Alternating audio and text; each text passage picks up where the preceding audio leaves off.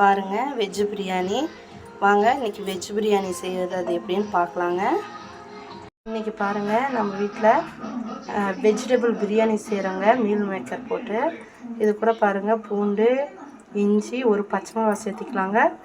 கொத்தமல்லி தழை ஒரு கைப்பிடி அளவு போட்டுக்கலாங்க. போட்டுட்டு இதை அரைச்சிக்கலாம். இப்போ பாருங்கள் குக்கரில் நான் எண்ணெய் ஒரு 3 ஸ்பூன் சேர்த்திருக்கேங்க.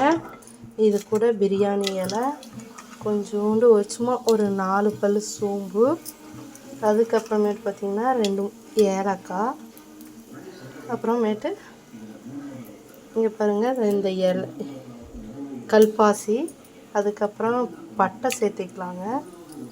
இது கூட கிராம்பு ஒரு 3 பாருங்கள். இது காஞ்சோடனே இது கூட நம்ம கட் பண்ணி வச்சுருக்க பெரிய வெங்காயம் சேர்த்திக்கலாங்க. பாருங்கள் பெரிய வெங்காயமும் 2 பச்சை மிளகாவும் சேர்த்திருக்கேங்க. இப்போ பாருங்கள் வெங்காயம் நல்லா பொன்னிறமாக வணங்கினாட்டி நம்ம அரைச்சி வச்சுருக்க இஞ்சி, பூண்டு, பச்சை மிளகாவும் ஒன்று சேர்த்திருக்கோங்க. அப்புறம் கொத்தமல்லி தழை சேர்த்திருக்கோம். இதையும் இதில் ஆட் பண்ணிக்கலாம். பாருங்கள் சேர்த்து வச்சு இதை நல்லா வணக்கி வச்சுக்கலாங்க. ஒரு டைம் நீங்கள் இந்த மாதிரி ட்ரை பண்ணி பாருங்கள், கண்டிப்பாக உங்களுக்கு பிடிக்கும். நல்லா வணங்கினோடனே பாருங்கள் தக்காளி 2 அரைச்சி வச்சுருக்கோங்க. அதை இது கூட சேர்த்துக்கலாம். அதையும் இது கூட நல்லா வணக்கிட்டுக்குங்க. இது கூட கொஞ்சோண்டு உப்பு சேர்த்துக்கலாங்க. பாருங்கள் கொஞ்சம்லாம் உப்பு சேர்த்துக்கலாங்க. நம்ம அப்புறம் அரிசி போடக்குள்ள கொஞ்சம் சேர்த்துக்கலாம். இதை நல்லா வணக்கிட்டுக்குங்க. இல்லைன்னா அது பிடிச்சிரும்.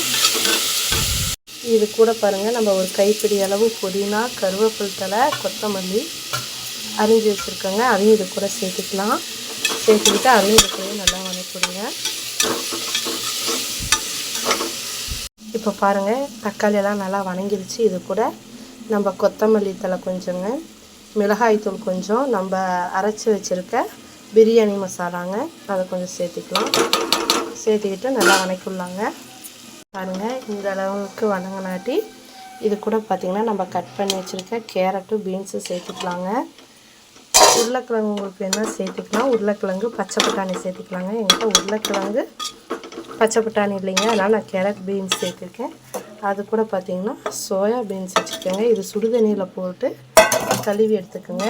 இதை நல்லா வணக்கி விட்டுக்கலாங்க. பாருங்கள் இந்த மாதிரி நல்லா வணக்கி காட்டி இதுக்கு வந்து பார்த்திங்கன்னா நம்ம 1.5 டம்ளர் அரிசி எடுத்துருக்கோங்க. அதே டம்ளரில் 3 டம்ளர் தண்ணி ஊற்றிக்கலாம்.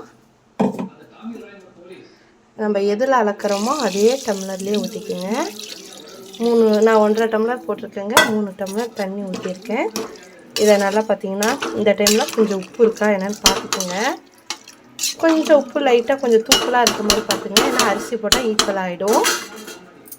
இப்போ பாருங்கள் இது ஒரு கொதி வரட்டுங்க. அப்புறமேட்டு நம்ம அரிசி போட்டுக்கலாம். இப்போ பாருங்கள் பிரியாணி தண்ணி பாருங்கள் இப்போ கொதிக்க போகுது.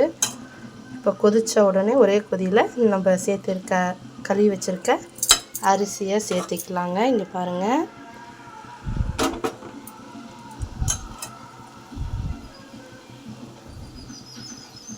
இப்போ பாருங்கள் தண்ணி கொதிக்க ஆரம்பிச்சிருச்சு. இந்த டைம் நம்ம அரிசி சேர்த்துக்கலாம்.